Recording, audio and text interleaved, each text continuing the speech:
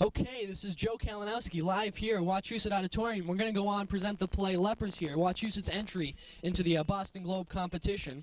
Right now, before we start the play and take a look at that, we're going to meet some of the crew here working on the play. Right here we have Ian Catlin. And Sam Flaherty. all right, Sam is our lighting guru, and Ian worked with Jen Giaffoni, one of the producers here, and helped design our award-winning set that you'll see here today in this play. We'd also like to swing this over to Greg Childs, another crew member here working on the set. We got to go on soon. So, Greg, what do you think of this? Came out pretty good. Ian had a pretty good idea with the sets, painting everything black, making it look like the windows were suspended. It was a pretty good idea. And you're here putting it all together, getting high off that glue, huh? All right, we'd like to swing this over to one more member here. We're going to go see Dustin Pomerlow, another member here of the crew that can't be left out. Dusty, how you doing? I'm pretty good. So I guess you're getting ready here to put this set on. You know, it's very hard work. You think you can handle all this? I think the pressure that's being applied is reasonable. I don't think it's overdone. I'm dealing with it well. Take a couple deep breaths. We're going to just hit them hard here. I think that's what we have to do. We just have to relax, get ready. This is going to be a great performance. We're going to come back and meet the cast here of Lepers, this Boston Globe entry from Wachusett Regional High School.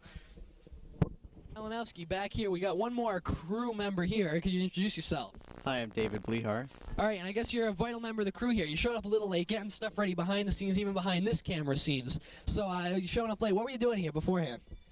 Well, I work with Ian and the guys, moving the set on and off, doing whatnot, coordinating different things. I ring the bell. When you hear the bell ring, that's me, the cowbell there. That professional cowbell will be by Dave himself. You got any final words before we go on here? We're going to meet the crew cast here. So you got any words?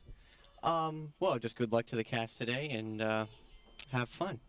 And good luck, Dave, and the rest of the crew here. Hey, let's go see some of those actors. Joe Kalinowski back, first member of our cast here. Can you introduce yourself? Hi, I'm Teresa Perez, and I play the part of Sarah. I am a leper. Okay, and is that just the only part? Well, how's your character? How did you develop him? Well, it was very difficult developing my character. I had lots of help from the directors. I'm supposed to be sick, and I'm supposed to be an outcast to society, and it was fun. It was a difficult part to play, and it was my first experience, and I learned a lot. Do you think you'll want to go on? I know you're only a junior here. You think next year you'll want to go on and do more of this type of activity at Wachusett? Definitely, I'm very looking forward. I'm looking forward to next year and for college years as well. Are you going to be involved with I know the spring musical is coming up, Oklahoma, here at the Regional, first weekend in May. Are you going to be involved with that? No, I'm not. I don't have the time. Yeah, I know. It is tough. Are you going to try next year maybe to get involved with some of those? Yes, I am. All right, this is Luis Perez here. We're going to go meet some more of the cast here for Lepers. Back. We're getting some last-minute preparations here of the play. Let's get this cable out of the way. If you could just introduce yourself while you're working here. I'm Trish Barbarian, and I'm playing the part of Martha in the play. And I'm Shannon Berryhill, and I am Ellen. Now, Shannon, I guess you were an understudy in this play. I guess the original Ellen couldn't show up today, so I guess you're going to do a magnificent job filling in, right? I hope so. She will. I think we've seen this in practice. We shouldn't have a problem at all. Now, your character, I guess it's very, how would you say, demanding of you. How did you prepare for this role? I had a really, really hard part. I'm very mean. This is a lot different than any parts I've ever played in theater before. So basically, I just get in a really bad mood before every performance. I don't want to say I took off my sister, but I took a little bit of lessons from her. I don't know. I kind of just really tried to understand why she would feel this way, and I think I tried to relate to her and how people treated her wrongly, and that's how I did it. And Shannon, you get anything? I know you weren't really prepared to do this, so it was kind of a last-minute decision, right? Yes, I got a call last night, so it was kind of a spur-of-the-moment thing, but I think I can handle it. Is there anything you do special to prepare before a show or something? No, because this is just the first show that I've done, so no, I'm just kind of trying to remember my lines so I don't mess up. All right. We're going to be back here to meet some producers and some final cast members here at Wachusett Regional. Some more last-minute preparations. You hear the bell in the background. Dave practicing for that. We also have Mrs. Donegan here, the advisor here. Mrs. Donegan, how you doing? Great, David. Great. And I'm Joe. Joe, it's not that I'm nervous, but, you know, for every good performance, there has to be a certain amount of nerves, okay? I think we've well exceeded that amount here. You can introduce yourself and your character? Hi, I'm Kate Singleton, and I'm Ruth. Now, how's your character? Give us a brief synopsis of your character. She's young, 14 or 15 years old, and she's sweet and innocent. And yeah. Is there anything you do special to prepare for this role? Stand in front of the mirror and go over lines. This is Donegan. I guess this is your second year as the advisor. Is that right? Right. This is the second year. What are some big changes you noticed between the 2 years? Well, I think the level of maturity of the students that have tried out has exceeded last year's, which was tremendous. The kids are extremely responsible. There's really nothing that I've asked them to do that they haven't quickly volunteered and done their best. How do you like working with this cast and crew? What do you think of them? I love them. I'm taking them home next week. Now I know most of these are seniors. What's gonna happen next year? That's a problem, but I'm hoping to establish a tradition of excellence that we are going to have students who watch this want to join next year. Right. I think you won't have any problem finding students, and I know you'll have a good sound man next year. This is Joe Kalinowski. We're going to go take a look at the directors here and then go to the play. Joe Kalinowski back here with, I think, our final member of the crew, Doug Plant, right? Yep. All right. What actor you play? I'm the observer, the young observer. I'm sort of watching the other girls and just keeping them in order. I know this is one of the more demanding roles in the play. How do you prepare for this role? Nothing special really. Actually I listened to Pink Floyd, Run Like Hell before just to get myself into the mood. Best way. Any other comments before we go on? I know we're going to go on here in front of the a bulk of the student body here at WRHS. Do you get nervous or anything in front of the whole student body and cameras? Well, not at this point, no, because I mean the competition was on Sunday, and that was what we were really getting worried about. But I mean now at this point it's just we're just going on. We don't have to worry about competing. Just going to relax, have some fun, do this performance. I think this will be one of the best we're going to see here, and we're going to catch it live. We're going to talk with the directors here, and then we're going to come back and get this play. Back here with the directors of the play. Could you introduce yourself? Hi, I'm Jen Ciaffoni. And I'm Joe Tricome. Yes, that's okay. Take the mic. Now, I guess you're the really heart and soul behind this play. You started it and directed it. How is it like working with? This is a relatively small cast and crew. How is it like working with that? I thought it was great. They were really easy cast to get They along were great. with. They were great to work with. Yeah. Yeah. They listen obediently. Very Yeah. respectful. I know both of you were involved with other plays here at WRHS, the major productions, I guess you could say. What's the big difference between working with something small like this or something big like Oklahoma coming up in the spring first weekend in May? I think this is a lot more intimate and personal. You get to know everybody really well. We are like a family, and you just don't get that with larger shows. And with the smaller cast, you can work with the people more. So I think they get more one-on-one attention. Yeah. Now, in doing this play, was there anything you noticed, any big hurdles you had to overcome when working with the cast? I know you said they did well, and I think they took all the advice you gave them, but was there anything that you'd like to fine-tune for this the last performances? I think they did as good as they could possibly have done. I don't think there's anything really to fine-tune except there's flaws in the script, which we can't fix. But a big boundary to overcome was the budget. We didn't have a lot of money to work with the play, and it was tough to get around that. Yeah. It was hard to find a play that we felt strongly enough about that we wanted to do too. Yeah. You talk about the budget quickly. I know this set made of piping, but it's an award-winning set. We took an award here at the competition, so I think it was a marvelous job with what we've got here. I know the crew worked really hard on this, and the cast working around it. So any last-minute comments before we go on here in front of a bulk of the student body at WRHS? I'm exceptionally proud of everyone involved in this production. I've had a wonderful time. I think we did an excellent job. Jen speaks for both of us. There you go. Okay, this is Joe Kalinowski for WRHS Review. We'll take you back and take a look at this play, Lepers, from WRHS Regional High School.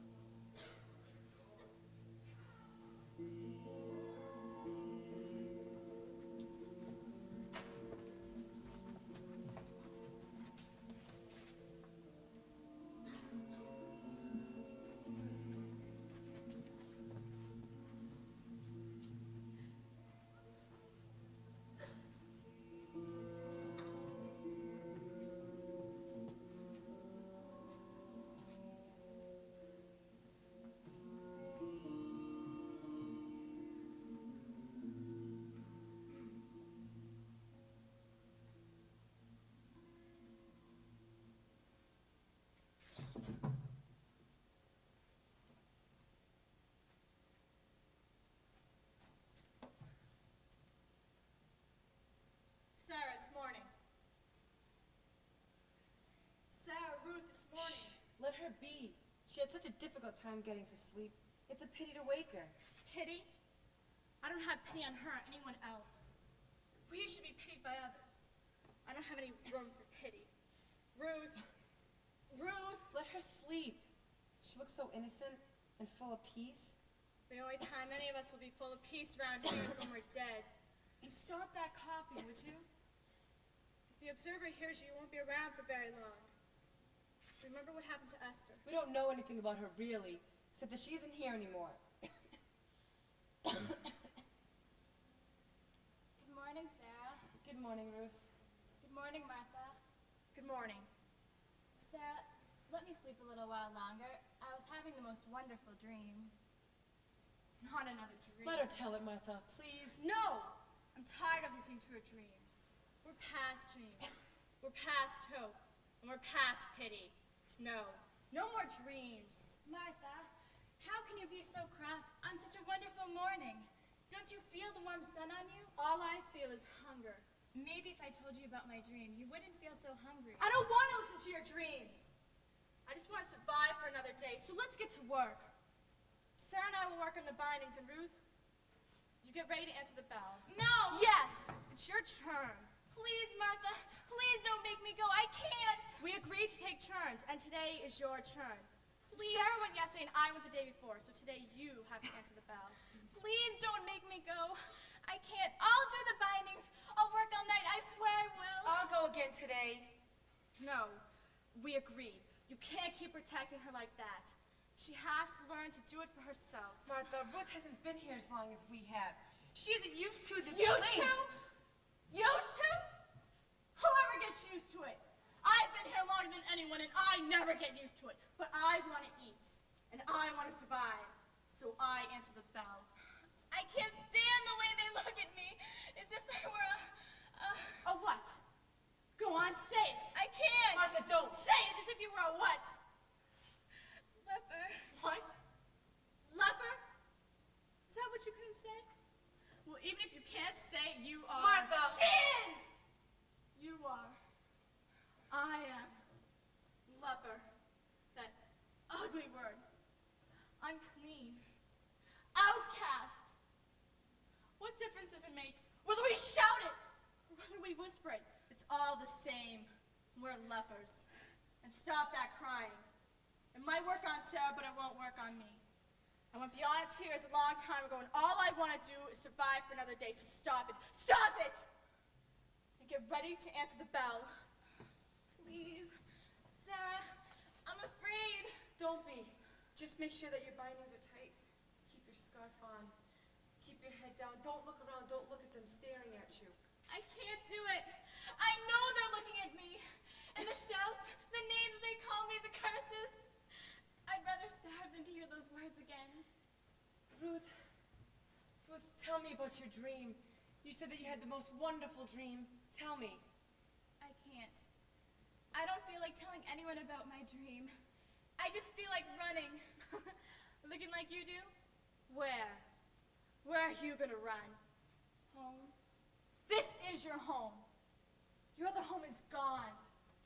That's your dream now. Home. Family, friends, that's all they are now. They're just your dreams.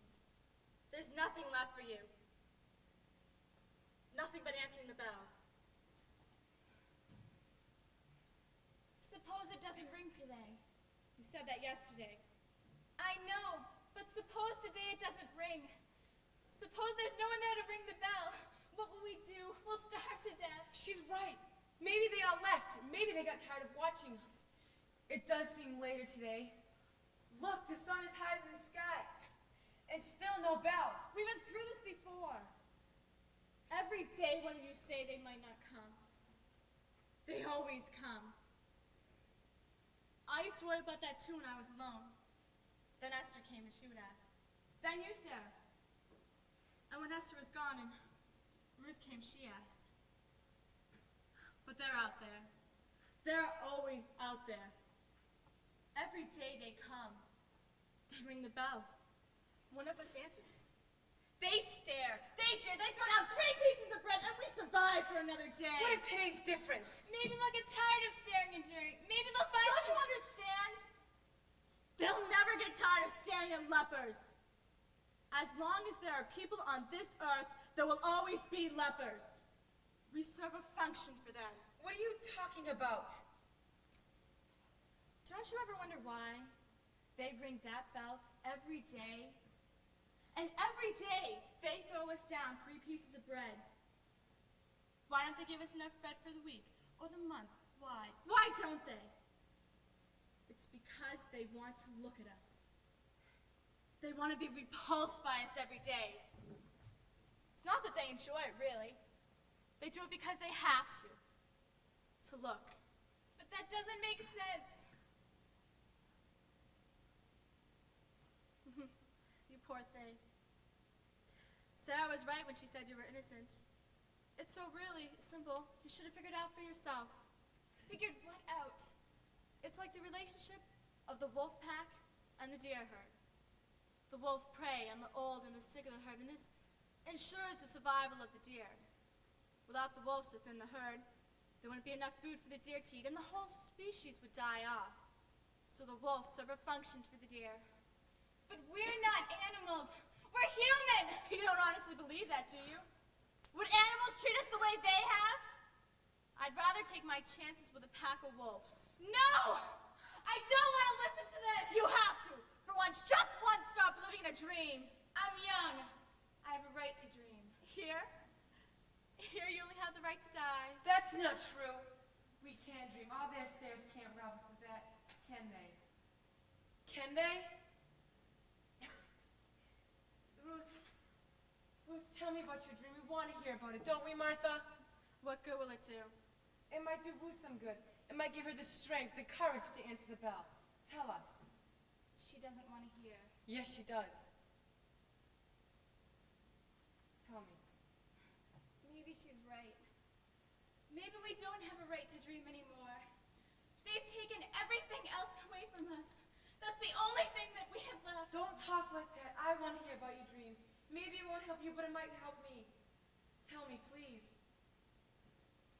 I dreamed of home again. I dreamed I was a little girl and I was home again with my family. My mother and father were there, and my brother Aaron, and my grandmother. We were in our garden, and it was springtime.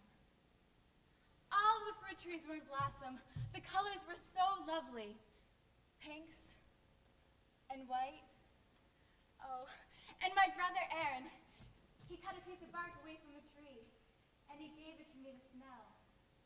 I held it up to my nose, and it smelled so wonderful. The most wonderful aroma I could ever imagine. It smelled like life. New spring life. It was beautiful. I can almost imagine it. Thank you, Ruth. Thank you for sharing that with us. Life? It smells of life. Well, here's the smell of death, and the smell of decay. Do you smell it? No, I don't. That's because you're part of it. We're all so used to it, we're not even aware of it anymore. There's nothing left. No, please. Sarah, you go. Don't be afraid. Just make sure that your bindings are bound and you keep your head down. Now go.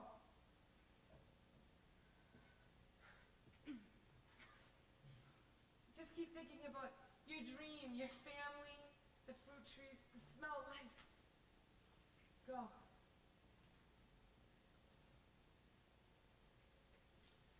Martha, you were right. About the bell? I told you. No, not about the bell. About this place. There isn't any hope, is there? No, there isn't. So then what do we do?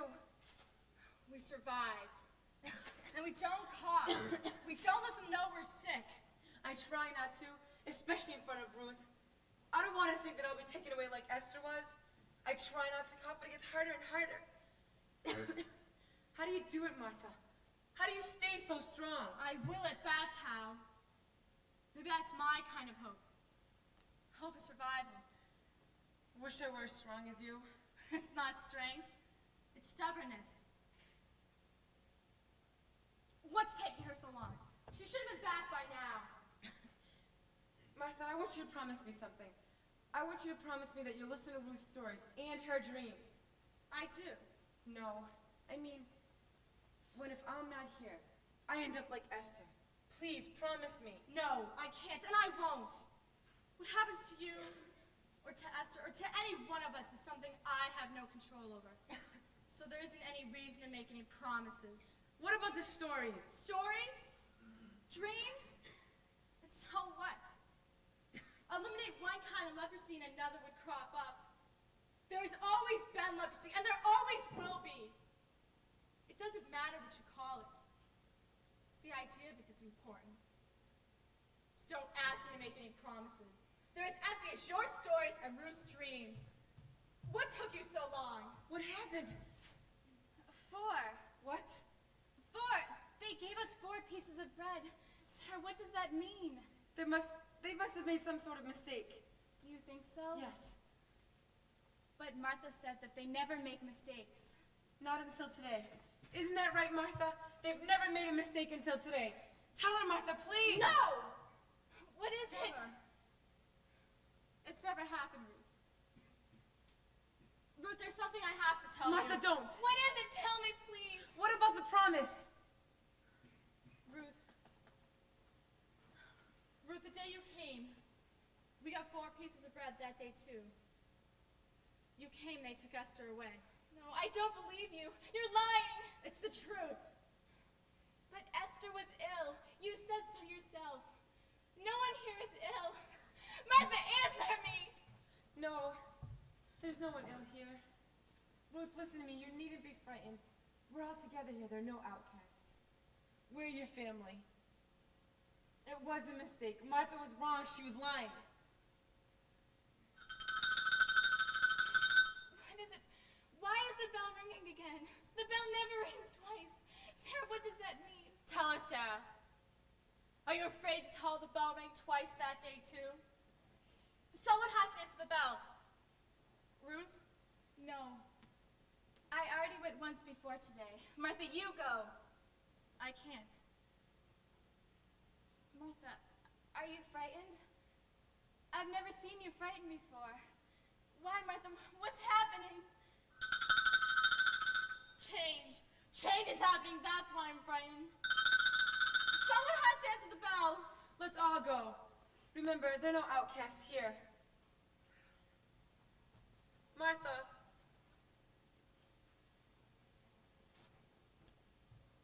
Call out. Leper. Unclean. Get back. Get back, all of you. No, stay away from me. You didn't answer the bell. You were told you must answer the bell. We were free. Get back! How dare you? And put your head down, you know the rule. Do you want to get me in trouble? No, I hate this place. That probably comes as no surprise to you, doesn't it? But do you want to hear a real surprise? I don't hate you. I mean, I pity you and all that, but I don't really hate you. But I do hate this place. I guess I don't have any luck. Community service. I wanted to make the world a better place to live. Working with people, old people maybe, or children. I never thought I'd get this kind of work. Having to watch you. Oh, it's not that I mind having the people come to watch. That part, it's interesting. But watching you all day, it's boring. I could have had a job in a hospital, but I figured I'd get bored. Hospital work would have been 10 times better than this. Well, why am I bothering you with my problems when I'm sure you have enough of your own? That's a new resident. She'll be staying with you. What's gonna happen to us? You know the rules. Asking questions is not allowed. Besides, I don't know the answer and I don't care really. I just follow orders. You'd better get her prepared as quickly as possible.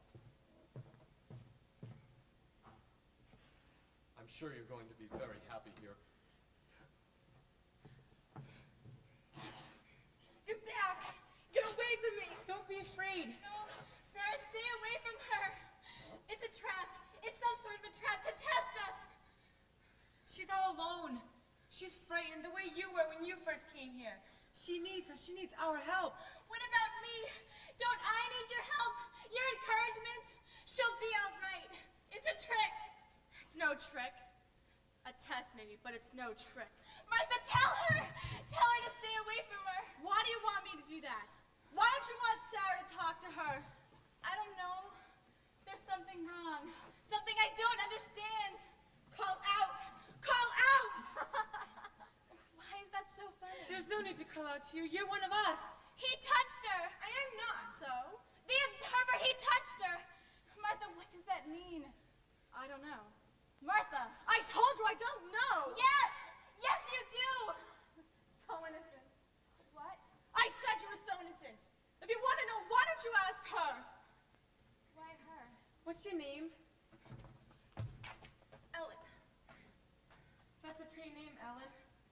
I knew a girl in high school named Ellen. She was tall with blonde hair that she always wore in French braids. And she talked with a lisp. Because she had braces, you would have thought that she wouldn't have talked much because of that lisp. Because she might be embarrassed, but that didn't stop her. She was so popular, always the life of the party. And I always wanted to be good friends with her, but I would have had to stand in line. Besides, her father was a doctor, and mine, well, Ellen is a pretty name. Stay away from me, you lepers. Please, let me out of here. I'm not like them. There must be some mistake. I'm clean. See, I'm clean. There's nothing wrong with me. I don't understand. I'm clean. No. Sarah, stay away from her. Martha, don't let her. Let her. But she's A what? Say it. It's what you've been thinking from the start, isn't it? Say it. She's an outsider. You're beginning to understand. There's nothing wrong with me, I tell you. Please, there must be some mistake. I'm not like you. Let me out of here, please. This is your home now. No, it's not. Everyone here is an outcast. Everyone knows that. I don't belong here. You're a leper. I'm not. She's right.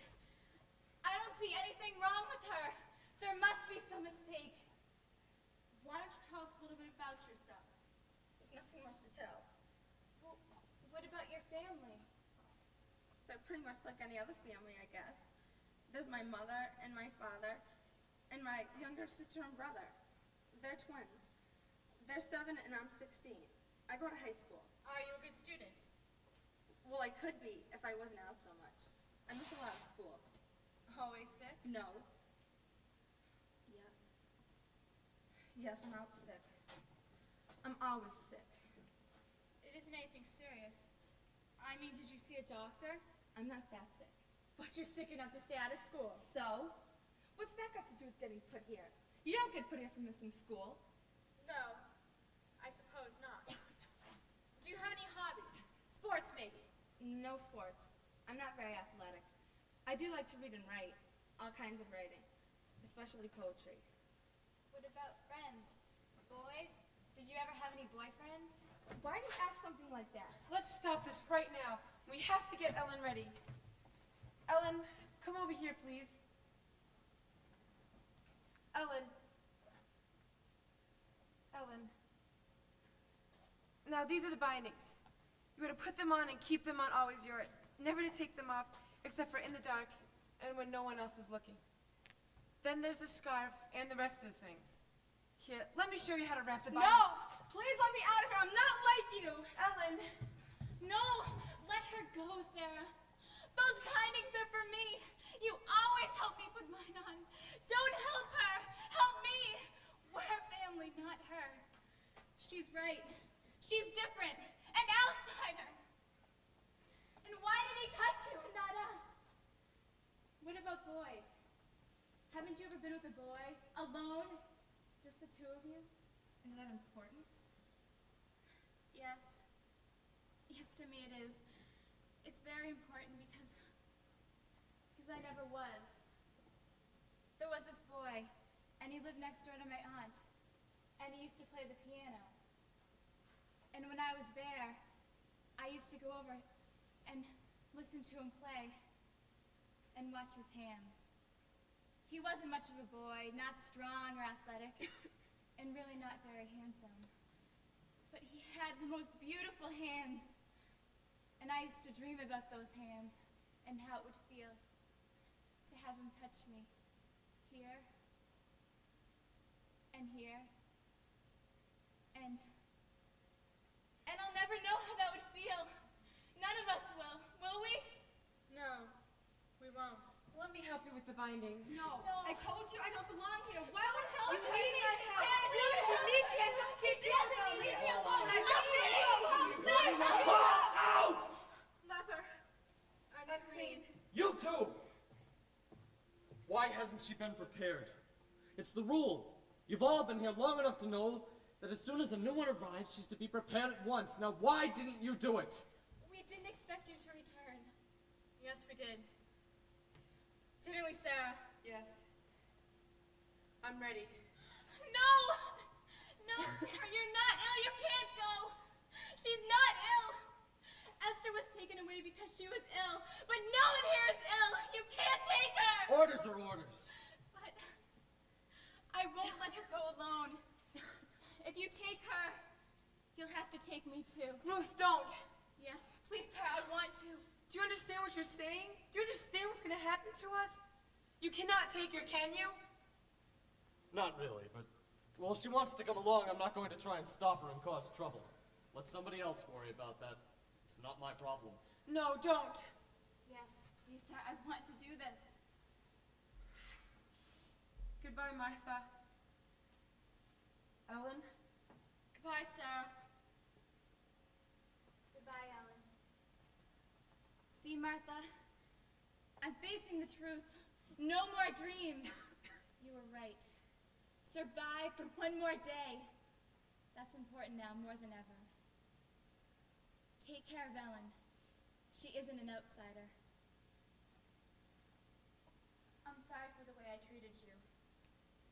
Goodbye.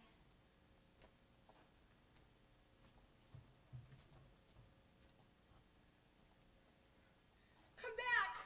Please come back. I won't be back. At least not for a while. Not until I bring in someone else, and that won't be for a while. We have to wait until get settled in. Now here, you better put on these bindings. No. Yes. The sooner you do, the better it will be for the both of us. What did she mean? She understands. Understands what? About you. About how you didn't have any friends. She didn't either. Boyfriends. I didn't have any boyfriends. You didn't have any friends at all. There were people in school who I knew. No, I didn't have any friends. I don't need friends. I get along fine by myself. You what? Nothing. That's why you didn't go to school. I didn't like the way people stared at me. As if I were some kind of a what? different. So now it's because people are different. What? You're different, aren't you? Odd. Not one of the herd. I was always my own person, but I never hurt anyone. I just kept to myself because I was afraid to be around other people. But that doesn't make me a leper? Of course it does. You're crazy. No, just honest. Don't you see? People need lepers. It gives them a sense of security to know that there's someone worse off than they are. Someone to be looked down on, pitied, and even feared. And it's because of this fear that we feel the need to identify them and to isolate them. Above all, we have to isolate them, but not too far away. Close enough so we can keep an eye on them. You never know what they'll do. So they put us here, on the bottom of the trash pile? There is no bottom. It just gets lower and lower. This is all just one step. It doesn't make any sense in this day and age. I mean, they had lepers in ancient times, not today. But it makes so very much sense. The people of the ancient times had the right solution, the perfect solution. You see, there have always been lepers. Called by different names, maybe, but lepers just the same. The Romans called them slaves, then Christians. In the Middle Ages, they were witches, and Hitler called them Jews. Now, they're dissidents, or radicals, or just different. What does it matter? They're unclean. They're outcast. They're lepers. The important thing is to identify them and to isolate them. So why not do what they did at the very beginning of time? It's such a simple solution, really. But I'm clean. There is nothing wrong with me.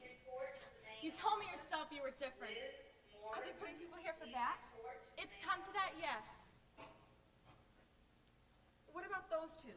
What happened to them? Will they be killed? No, they're much too civilized for that. Sarah will be taken to a hospital until she gets well, and then she'll be moved to some other place. Will the other one be allowed to go with her? Absolutely not. It's very important that they're kept separate. Why? It's because of how they talked and felt close to each other. Like a family. They didn't feel like outcasts anymore. It's important that lepers are made to feel like lepers.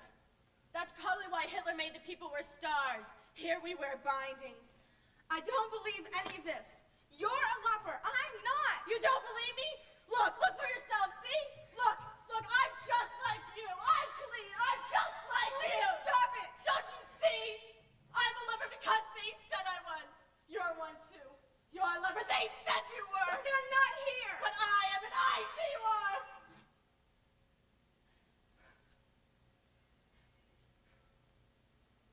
So what do we do now? We survive. We put on our bindings. And we survive. Why didn't they take you?